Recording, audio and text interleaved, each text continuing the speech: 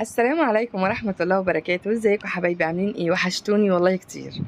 النهاردة انا جاية عشان نكمل سلسلة شرم الشيخ وجمال وايام ورحلة شرم الشيخ الجميلة. احنا النهاردة رايحين هنعمل دايفنج في يخت، من على يخت. صراحة كان يوم ممتع جدا. خلينا دلوقتي في المناظر اللي احنا شايفينها الجميلة دي، وهنشوف اشكال اليخوت اللي مركونة في البارك بتاعها، والصحراء مع البحر حاجة روعة. بصوا ادي البداية، ما شاء الله الله اكبر. حاجات جميلة جدا جدا واماكن نظيفة وكباتن بتطلع معاكم في اليخت. قمة الأخلاق وهدوء الأعصاب، وبيسمعوا للكل، وبتحس بأمان معاهم، ما شاء الله عليهم. هنشوف دلوقتي الموقع ان احنا هنطلع منه باليخت. وهنطلع مع بعض ونشوف التعليمات المهمة جدا جدا. لو انت ما رحتش شرم قبل كده، صدقني الفيديو ده هيكون مفيد جدا ليك، لاني ما اعتقدش انك هتطلع مع كابتن هيشرح كل تفصيلة زي الكابتن اللي احنا كنا معاه. فعلا من هنا بقدم له كلمة شكر، يعني شكر كبير جدا جدا ليه، هو والمجموعة اللي كانت معاه. تمام. بصوا بقى منظر المية مع الجبل، بصوا يا ابويا على الجمال، حاجة كده وهم جميلة. ومنظر الجبل تحفة. عمركم شفتوا جبل اورنج؟ ده كان لونه فعلا، يمكن كمان التصوير ظالم اللون الاورنج مع البيج، حاجة روعة كده. احنا خلاص بقى داخلين على الاماكن اللي هنركب منها اليخت. بصوا نظافة وجمال الطرق جميلة جدا جدا جدا. وهدوء. احنا داخلين على مارينا. تمام. احنا داخلين اهو على مارينا وطنية. دي القاع او الموقع اللي فيه اليخت اللي احنا هنركبه. بصوا انتوا مش ما تحسوش ان انتوا في مكان في مصر، انتوا في مكان بره مصر. الجمال والشياكة ايه ده، ما شاء الله الله اكبر. تعالوا بينا بقى نشوف الجولة بتاعتنا من اولها. يلا بينا. ادي القاعة الأولانية اللي احنا كنا فيها، ده الكابتن اهو بيوصف لنا الأدوات اللي احنا هنحتاجها والمكان بتاعها فين، عشان ما فيش على المركب أي حاجة تقدر تلبسها أو تاخدها معاك، كله من على البر من المكان دوت. تمام. وقال لنا على الأسعار، وقال لنا على ايه الحاجة اللي احنا ممكن نحتاجها لو هنعمل دايفنج أو هنعمل سموكينج بس من فوق. تمام. سويمنج من فوق، سوري. واحنا اهو بتروح بتاخد الحاجه بالبطاقه اعتقد، او بالفندق، بقاعه الفندق، وبتستلمها وبترجعها بعد ما بتطلع من المركب. لايف جاكيت والنضاره. وبصوا معلش بقى اقلبوا الموبايل اللي كان بيصورني مش عارفه كان شايفني ازاي، يعني الحمد لله.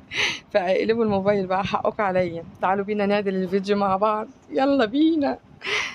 ادينا عدلنا الفيديو اهو، واحنا الله على الجمال يا جماعه. يعني حتى لو انت مش هتنزل الميه، مش هتعمل دايفنج، مش هتعمل اي حاجه، كفايه المنظر. بصوا الجمال وجمال لون الميه.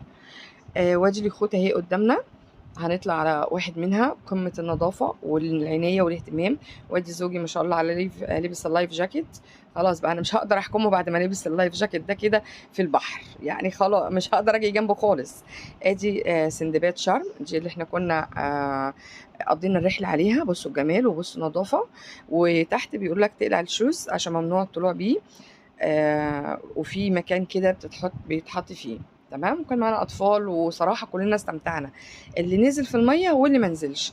وكانوا عاملين كان البروجرام بتاع اليخت في وجبه ما هي كلها ومشروبات كلها في اليخت. وده كابتن عزوز، كابتن ماجد كابتن ماجد. اول حاجه بنعرفها عن الغطس اللي احنا هنعمله النهارده ده ملوش دعوه علاقه بالعوم. العوم حاجه والغطس حاجه ثانيه. احنا بالنسبه لنا بنحب الناس اللي ما بتعرفش تعوم عشان بتريحنا تحت الميه. انا عملته. اما بالنسبه للناس اللي بتعرف تعوم بتتعبنا تحت الميه. هيقولوا على المعلومات اليوم بيعملوا حاجات غريبه كده. بيقاوح. اول حاجه في المعدات بتاعتنا الغطس يا شباب، تركز معايا بعد اذنكم. اول حاجه في المعدات بتاعتنا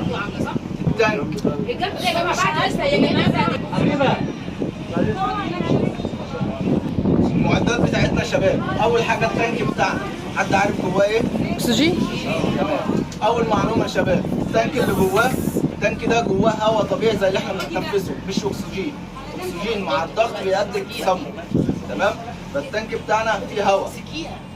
التانك ده بيكفينا تحت الميه من ساعه لساعه ونص، وانت وقتك كله من 10 ل 12 دقيقه، فمستحيل الهواء يخلص منك ابدا تحت الميه. فاول معلومه بنخاف منها، الهواء هيخلص مش هيخلص، مستحيل التانك بتاعك يخلص منك ابدا تحت الميه. تاني حاجه البي سي دي او زي ما انتم بتسموه لايف جاكيت، ده ليه وظيفتين. اول وظيفه بيحمل التانك على ظهرنا، تاني وظيفه طلعنا ونزلنا تحت الميه.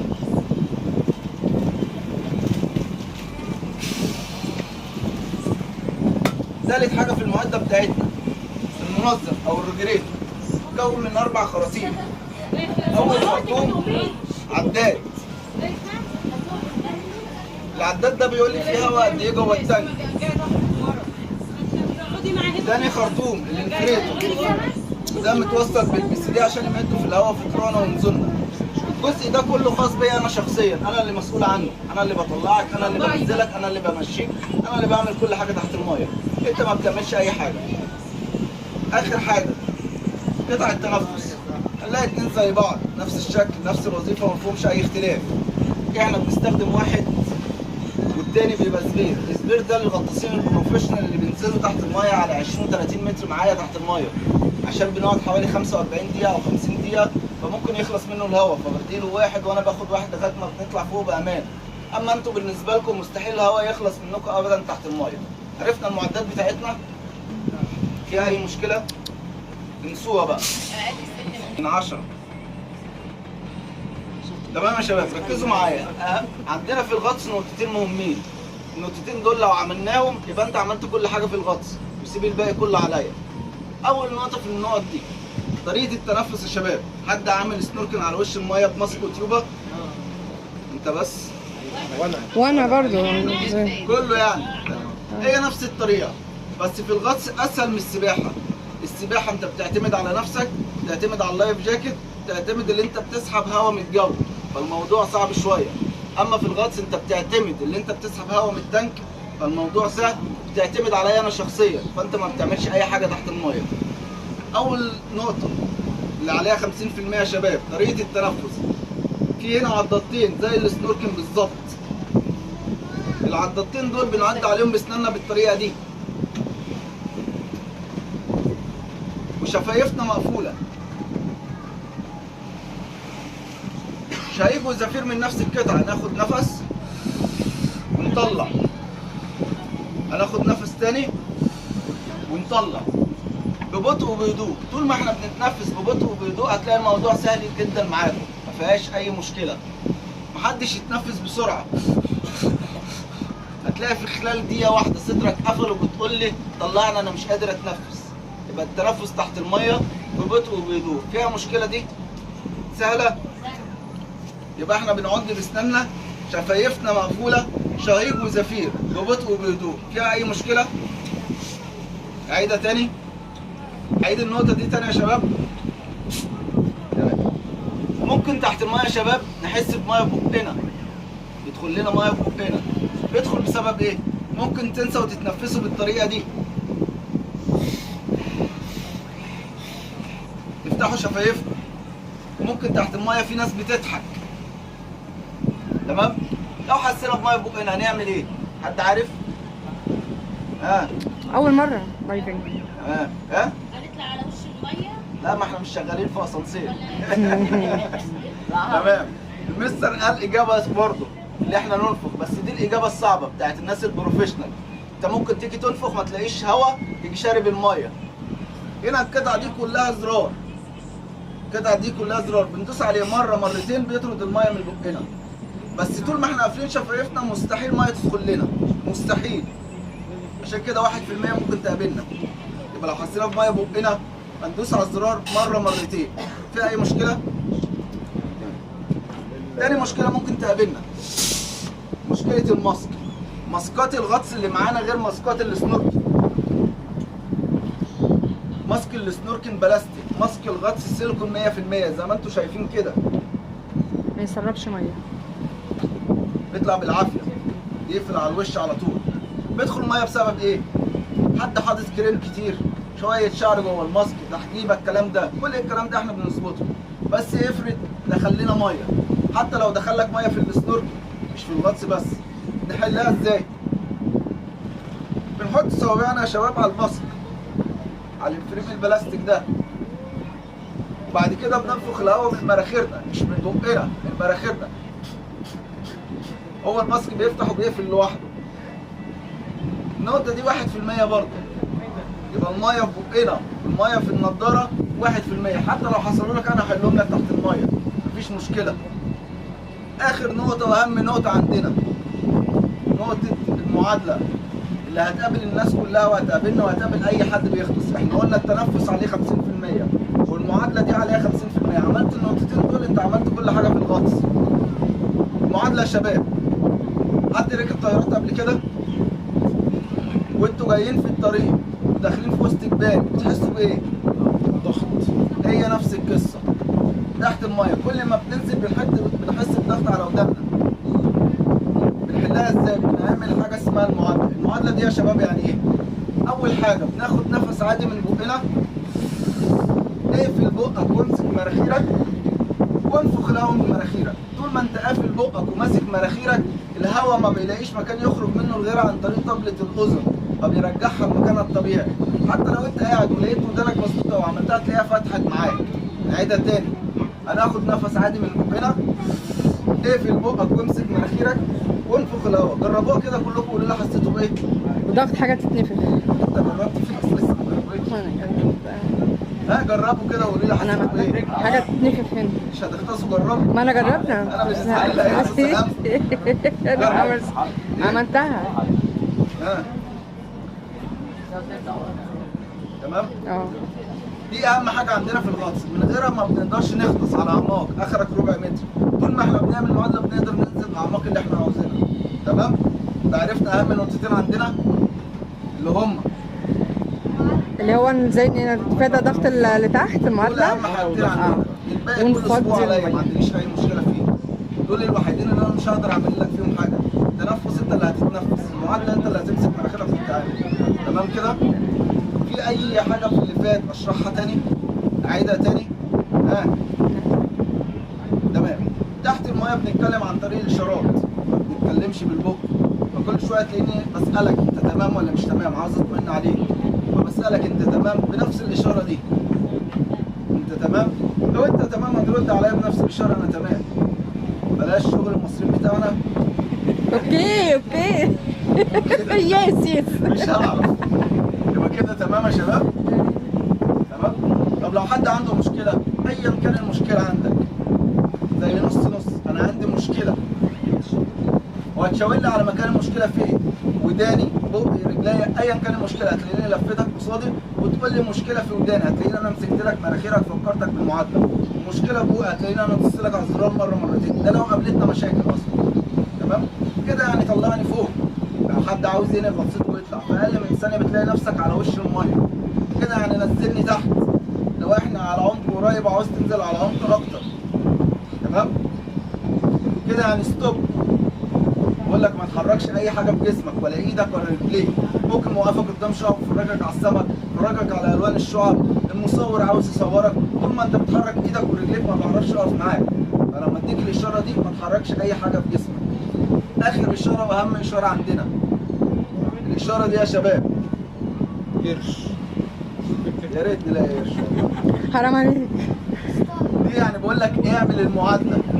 انا بريحك من مشكله الضغط على ودانك. كل شويه تلاقيني بقول لك اعمل معادله، اعملها حتى لو مش حاسس بحاجه، اعملها. انا شايفك كويس معايا فببدا انزل بيك شويه شويه. تمام؟ كل شويه المعادله اللي هي قبل نفسي واطلع كل شويه تلاقيني بقول لك اعمل معادله حتى لو مش حاسس بحاجه، اعملها، ما عنديش اي مشكله، حتى لو عملناها مليون مره مش هتاثر معاك في حاجه. تمام؟ يبقى اهم حاجه عندنا ايه؟ معادله. نراجع الاشارات مع بعضينا كده. تمام.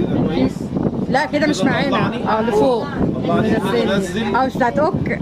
كده ستوب في مكانك، كده معادله، كده نص واسيبكم بمشاكلكم ان شاء الله كلها. واسيبكم واطلع. يا شباب مشكله ونشاور على مكان المشكله. ما تعمليش مشكله واخمن ترقص لي تحت الميه وتسيبني.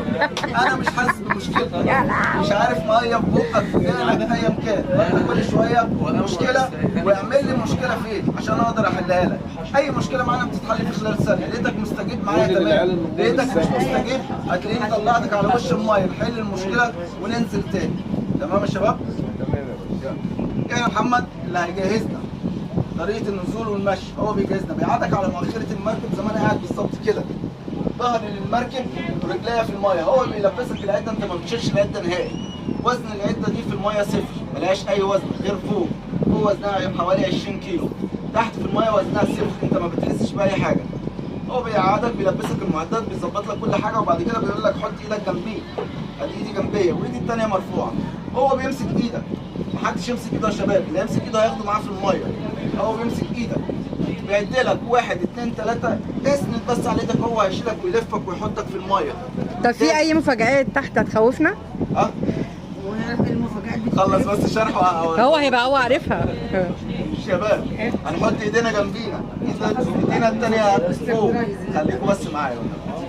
هيعد لكم 1 2 3 اسند بس، هو هيلفك وينزلك الميه. اول ما بتنزل الميه مش هتلاقي نفسك غطست، هتلاقي نفسك على وش الميه وانا ماسك ايديك بنفس الطريقه. بظبط لك المعدات، بظبط لك كل حاجه، وبعد كده بقول لك بص في الميه، بديك دقيقه دقيقتين 3 براحتك خالص، تتعود على التنفس، تشيل الخوف من جواك، تتعود على منظر الميه. من هنا هنبتدي الاشارات، اقول لك انت تمام. لو انت تمام اقول لك يلا بينا ننزل ربع متر، مش هاخدك وانزلك مره واحده.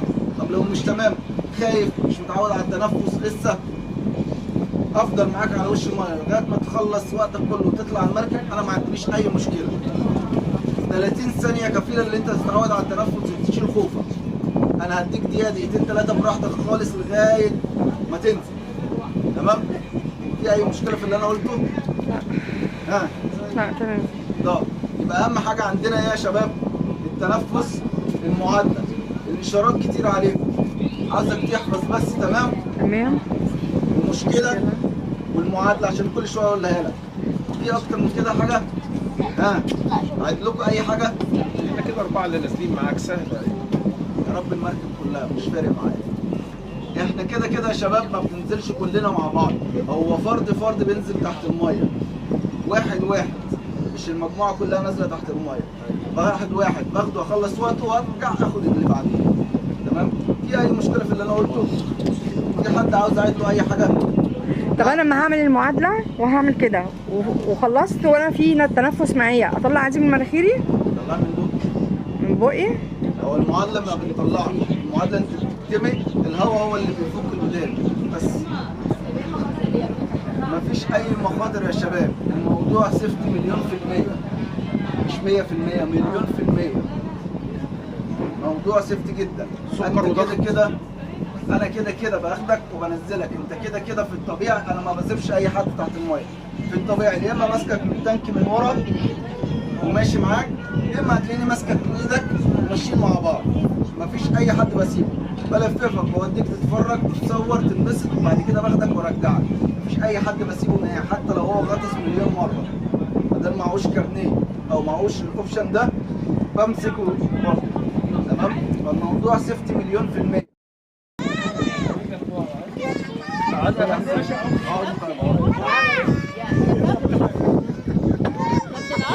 عليك سيدي في الريق يا كابتن اشرف اللي بيعرف يعوم يعيش لوحده. يلا مصطفى تعالى يا حبيبي، تعالى يا حبيبي. ما تخافش، مش هتنط هنزلك. نازلين واقفين ليه؟ ها؟ يلا خد يا مصطفى. كله الميه تغريب. يا جدعان احنا 3 وانت واحد. ايوه يلا يا جماعه. انا البس انا بقى عشان نلبس. حد يلبسني؟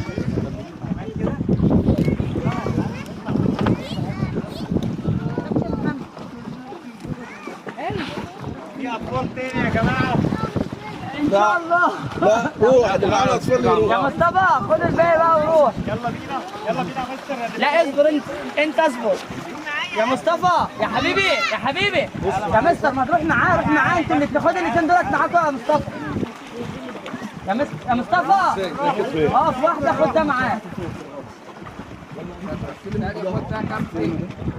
انزلي على السلم ده، يلا يلا كل واحد على سلم. تمام يلا.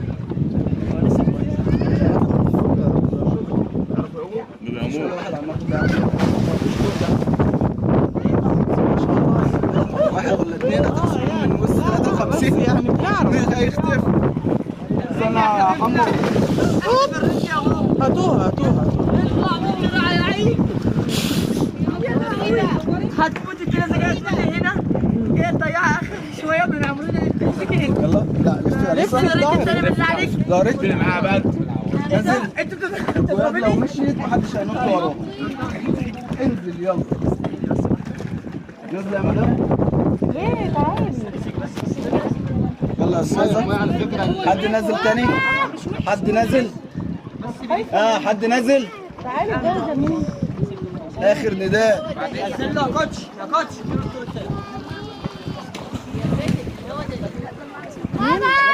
محمد روح خد منه شويه. خد من هنا شويه ومن هنا شويه. يلا يلا يا مستر انزل ما تخافش. انزل يا مستر ما تخافش. لا تاخد منه. روح يا حبيبي روح ما تخافش يا بابا روح. ارمي. خدها روح. تعالى يا حبيبنا خش عليا خش. هو قريب قربوا شويه يا فرعون. بقول لك قربوا شويه. هتمد ايدك كده بس يا مستر مجدي. ما تمد ايدك كده مد ايدك بس شربوا ميه بقى شربوا ميه بس. محدش يضغط على الطوق، ما تضغطش على الطوق. شيل ايدك من بقك. الثاني يلا فرعون. يلا استني يا ما تضغطش على الطوق.